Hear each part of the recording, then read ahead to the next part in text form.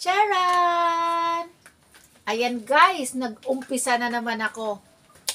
Alam niyo ba kung ano to? Pakita ko sa inyo. Kamatis. Kamatis ni Marites. Kakain tayo ng maraming kamatis para magaling tayong magmarites. O, ayan. Magmamarites na ako dito. So guys, tingnan nyo ba naman, ang aking kamatis na ito ay talagang nakaslice-slice na, of course, nahugasan na rin. O, diba? Alam nyo ba kung bakit ganito kadami? Actually guys, konti nga lang eh. Konti na lang ang naabutan ko sa suki ko sa palengke. So, okay lang, pagtyagaan, maybe, gagawa ulit by next week. So, alam nyo ba kung anong gagawin ko dito? O, ayan. Dahil mura ang kamatis ngayon, kaya hindi na naman ako magsasayang ng panahon. Kailangan i-grab ang opportunities na makakagawa ako ng sun-dried tomatoes. Ayan. Kaya fasting, dahil lugas na siya, na-slice ko na siya, dapat kasi half lang, lang sobrang laki. Lagyan natin ng ganire. Ito yung salt. So, lalagyan siya ng salt. Ayan. Maraming salt ha. Ayan guys. Para hindi masira. So, ihalo ko siya. Ihalo ng ganire. Okay guys, tips ko ito ha. Sino sa inyo dyan, maraming kamatis para hindi masayang ganiring gagawin nyo. Yan. At alam nyo ba guys kung bakit ginagawa ko to? Alam nyo ba kung bakit? Sasabihin ko sa inyo. Kasi, yung anak ko hindi mahilig sa kamatis. Ayaw niyang kamatis sa pagkain. Ang gusto niya, tomato sauce. Pero ayaw niya ng kamatis. O diba, kakaiba. So, para makakakain siya, dito, gagawin ko siyang sun-dried tomato. So, next, ilalagay natin din eh. Ayan, para itang kailangan ko maghugas. So, kailangan ipa-file siya dito. Maybe Rohel, you can help me to do this one, please. Can you come over? Kasi guys, magpapatulong ako sa kanya kasi nga may gagawin akong megoring. Is requested o may sana magluluto ng, sabi niya, ang special candle. So, gagawin ko siyang megoring. So, now, it's your turn to do this one. You help me. You have to file all this tomato here. Yan. Did you wash your hands? You need to wash your hands.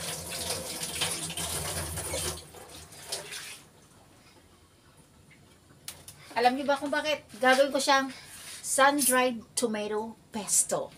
Sun-dried tomato pesto. Okay?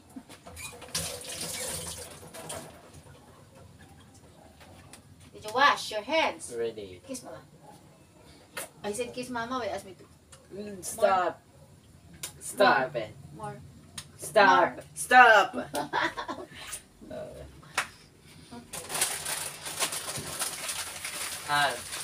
Yeah, I know. Oh, I think we finished this one. Only one piece only. Out only. Just a little bit only. I will eat this one. Out. A little bit only, oh. Out only. Oh my God, so little this one. Oh, Yes, you want. really? Half only? Yes, you want. But I want to eat more this one. No. Oh my God. Okay. As you wish. Half lang daw. Put inside the plastic. Okay, I will. Kasi guys, I don't know why he doesn't like this one. But this is good for him because it's rice vermicelli. So, anyway, pabigyan para hindi ma-upset. Diba? Boy, you have to make it nice, okay? Do it nicely. Alright? I'm going to... You know what? Here, this is very yummy. Can you try? You try? No. Huh? I try. Yeah. I put this one. Huh? Try.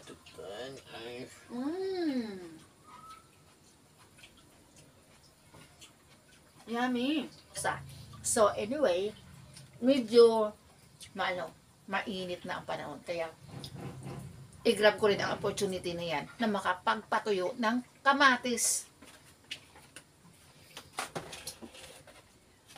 You know what guys, in supermarket, you try to look for it, sun-dried tomato pesto are very, very expensive. Kaya yan guys, para makakain sila ng mas maganda sarili na lang gawa, di ba? Wala pang preservative.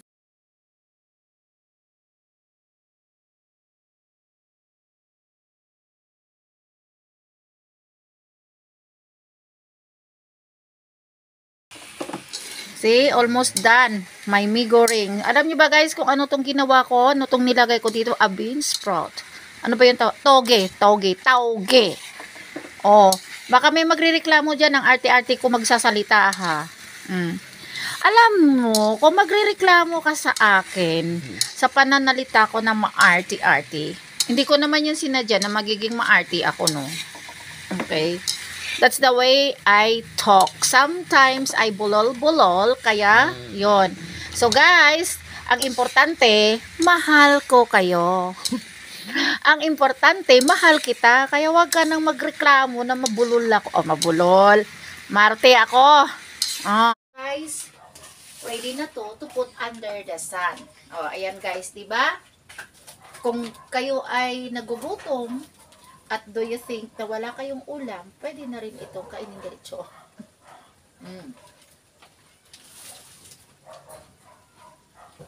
So, ito yung first procedure na gagawin.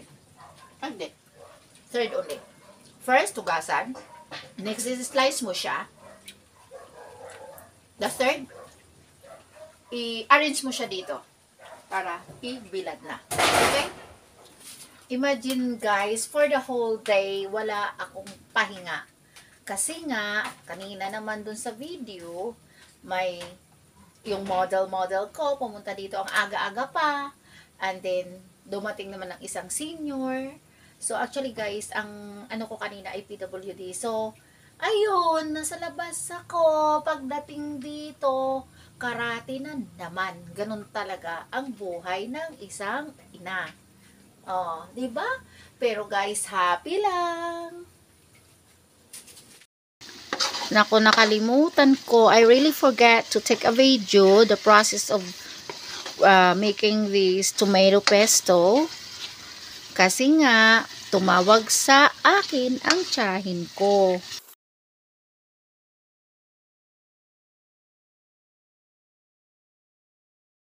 Ayan guys, tingnan niyo yung oil.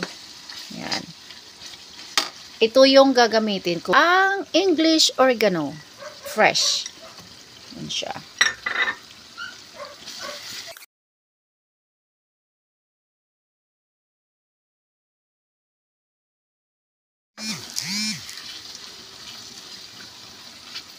Yun.